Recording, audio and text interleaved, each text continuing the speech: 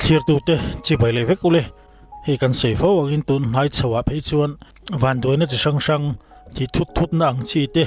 tual tha kan ti te le se chul na chi sang sang a thleng chho ne me maya chu tiang de chon hei voin lama po khan van doina poi tak mai a thleng pal le hlau maya Inkhawm puya Inkhawm lai a chawa a thi thut ani mela point sela enge thil then dan kim changte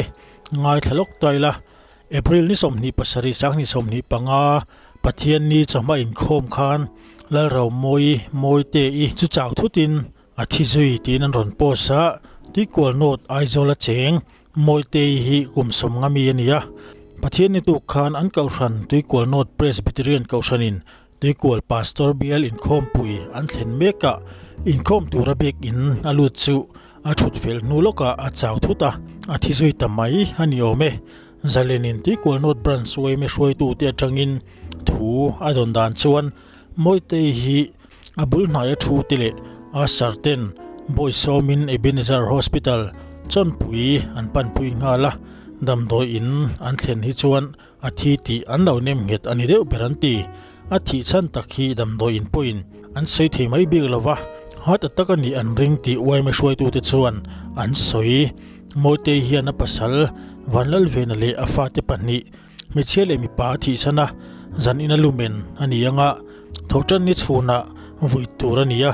ti kwa than mola phu maniang ti in po san ron siama azia lo khop maya a pasal fanaute an khongai thak boxia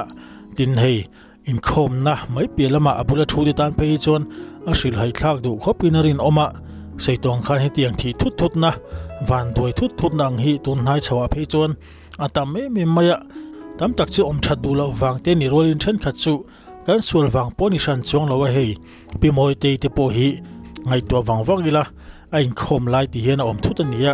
thil sual ti wanga boral chu ni lo chiang khopa chu mishing te kanuna kan thu lo zia tilang chiang tu ber pakhat chu hengkhil thleng thut thin hian aron ti chiang veo zelani emponi sila thlambong takin chol sila a chung kuate a pasal fanaute pathian in thlamonin ompui mol se di kha kan dil puina ni sela ti chuan hei tuna chuan thil dang dai kan thlirin kan ngai thlau vele thung dona hei tun laia kan melsiat lar em mai zoram khovel deng chuak pura lom zola Sipai huaisen kan thethewa video te po kan hunwal towa kha mani apo government aizol college atlowa athu seidang kha achie tina lam ni chong doin khata thu soi pui mo ka ti deu mai pakhat hi thlirin ngai thawila achung koran selen chhaudan ron soite le thalai te aron fuina hi apoi mo ka ti khop maya mitam tak chu din mun thasa nule pate tho chu atanga ti mayang nom sa em tam takan oma then khate ro chu chung ko har sa em mai chumle pai mai pelama in lo na tur thlenga muzaulo te tanga har satna tanga selian chhautam takan oma heti achan chin ala soi ngai lo aron soi chuakhian ama shim ngai sang tu an tam pha tin akal khong lo hau tak zia te po mitam takin an hriat thiam pha bokani imponi sila thu soi hingai thlaila chumi pa chuan soi ngai le thula omle kan soi ji pa don nia hetilai hian helai hun ron thua tun in final year semester tuna or 6th semester exam hason tura in ron thuna tura hian ang chen nge in struggle ang chen nge har sapna in to ti hi nang mani in so ka tu ni ti chuan book life le reality life in sheshang ka soyom zia chu nang ni chu tunlai khovela technology information technology khovela in oma AI yang te engkim ol samna khovela in oma tin karin dan chuan chung ko har salu tukle keima ni ang a in ron struggle khakaling chi lo ni voina hian ka nuka ul leklek helai muna in ma thil soi tura karun tin ton hian ka be sei phak lo thilani thina kan no panlai ti ve khang lang era chuan tunang level hi ka thlen hi tu mà nằm rừng lâu hết tiếng cái survive tu mà nằm rừng lâu kan khua e chua zol khua kan e lan mon pui punte emele advisor to sim emita khua hi kan ya kan u ten ya mon pui te hi em ho te po hian he tinga ka survive hin ring lo har sak na in a shu kan khua kan har sa eme ma kan ka soi don in ron in zirnan in du le min nui ro zung ve chung ko tang lo piang lo sei lian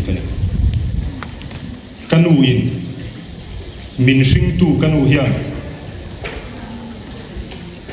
kapi ne na thathum mi kanin min kalsa nu pasal dang min nei sanani chuan kumthum kanin kapa in min ron suaya kapan nu pui dang anaya kan har sa em zu ngoran veya an pa ya indu le min nui ro tu na ya mo a in soi mo po min ti ro ka poi ti ro in future ta ka soi ton chu tiang family tang rong sei len chu inom ka ring lem lo chu tiang chung kwa atanga helai mun ron theng hi inom ka ring lo ni chu zola in som riat khua le ka are thei ber kan ni mi nui so kan ni school kal te kha za tha government comprehensive middle school kan kala uniform ha tu mu mal po kan nei lo wa uniform hak lo wanga an shem zin ber pol kan school nuam ti lo na wangin rama kan luta ram noya kutna kan thoka kale khazir dan te chu in pei ve kher lo mai thei tunla tong takin tunla thala in so mi zo thala ni china ka soeng ha in so tur ni lo kan so tur ni lo kan nam future ni ka soi rei de mai thei ti chuan thingtlanga in somriat khole ka bo are thei ber kan ni wang a hre ka tilu tu kai zola ka ron chowa so la son a veng chu ka soirong ta chung ka thina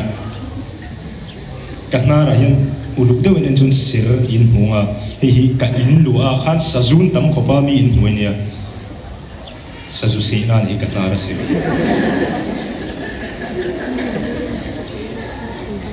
ti chuan in lo bai lai zola school te ka kala har sa de un sipai ha kan tinga ni sang ni pakua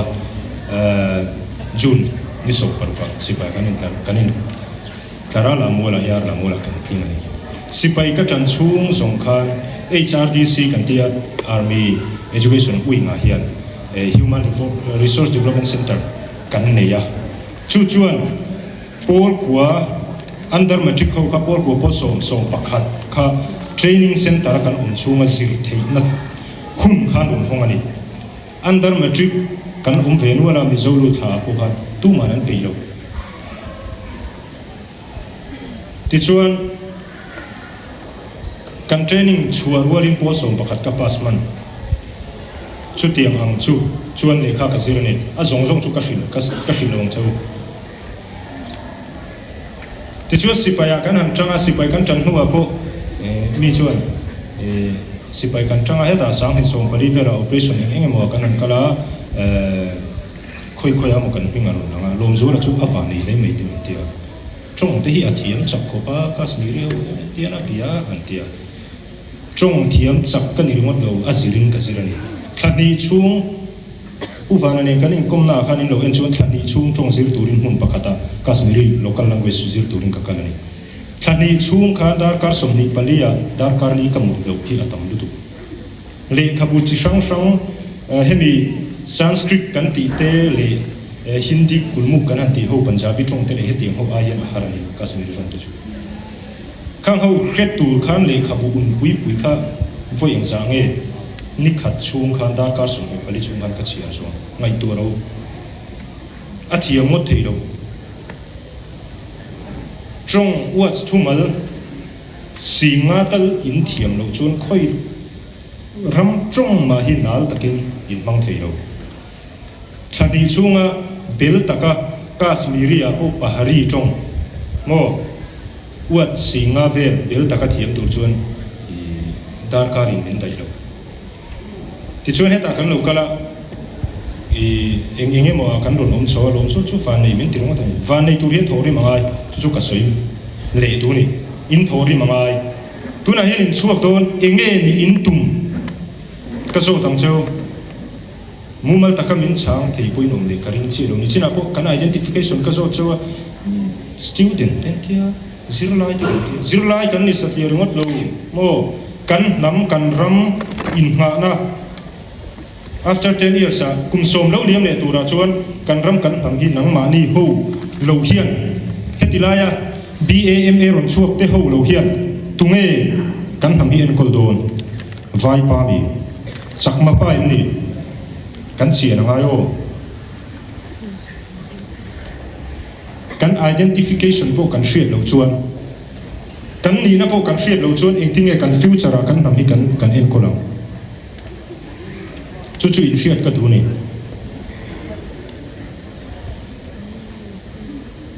in lo chuak anga mi so thalai chuan kan se to hi kan thla tur ani lo kan tiang kan ti chu kan thla tur ni lo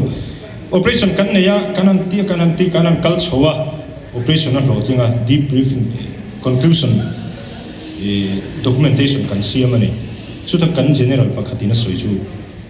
mi so tlangwal rui the thin na ti boilo ka tiang an ti thei lo kala she lo ti punjabi ba ni chu mi soi tu chu mo mi so te thei na kan nei om sia chu kan in she lo mai me nang hian te hian elai mi hian so lai mi so he ta mi ten thei na kan nei ni kan tam tan hian nang mania etina sarkar na hian min dai vek don lo helai om song song hian zia kin ka chin chianga sarkar na in thok vek don lo MCS in kling vek don lo UPSC in sia kling vek don lo sarkar na min dai lo enge kan ti thei enge kan thiam chu lo tin pui turin kan be ngam turani farmers kan hi kan soi ma sang sipai ka tan ma khan sang hi pathum atanga sang hi pasari sang hi pariat in kara khan tlong thanga thingfang ma lebal na kan nga den kartin voi thum kan lowa thingfang ma voi khat kan lo hian pick up truck chip thum kan lo the khatila chun tamani o ka soi sia chu khatiam ang vati thei tur le vati tur ka chun in se ngar ngai phei khok che siamit ituya I thiam chun siam ro ei zon na tla kani mo he tilaya middle school po pass chuak lo ka tong moi lo ni lo sera ka tong tunan huat thu suwa middle school po high school po ron rap lo phei khok che siam ai chuan hetilai graduate langwan la phei khok che siam liam ati ta na thiam don hetilaya belle pai po engeni calculator le na ti ngiel ngai idea ai chuan cement uak sa po mo hetilaya graduate pa hian athiam zok don kachiang chu nang ni hobi sum don na engeni keni hobi business line na kan ho thing thuk don lo min dai lo suti rual chuan thil pakhat ka soi du chu tuna kan ang kan level ang niya kan infiat ang hian kan reng chuan kan nam kan chunga ro re tu te chu nakin no ka chuan ingkali pan ya sakma pa nya tun kum so chung UPSC kan status in ro a chelu tu a za tha inga tinge chakma po kan tuklo inga tinge bihari pa po kan tuklo mo in chia ka ti na ni lo kan ti ri pi lo chu so chu ni kan zil kan quality kan in high chuak thim lo ni o khatuna kan ngai thla ka tang ringot po khan asing nun lo pal chho to lo hau tak zia chu thlir tu lenga thatulam te pon kan the thiam chhoin a rin oma hetinga hlotlin na changtura ai be na sat zia te atum ro zia te kha thalai tam tak ten inen let nan mangila tin adin munanga hian dingila mitam tak chu mutlak omlavin mual kan liam to mai thei ni chuwang chuan a tum ru na te a thorim na te a be sham na te le a huaisen na thleng po hian anu na zir tur le en ton tur a tam em ani hle tu le ngai thatu te pon kan du le komin lama te a thu se tanga kan sei bel chak te om chuan kan sei ji pa bok don nia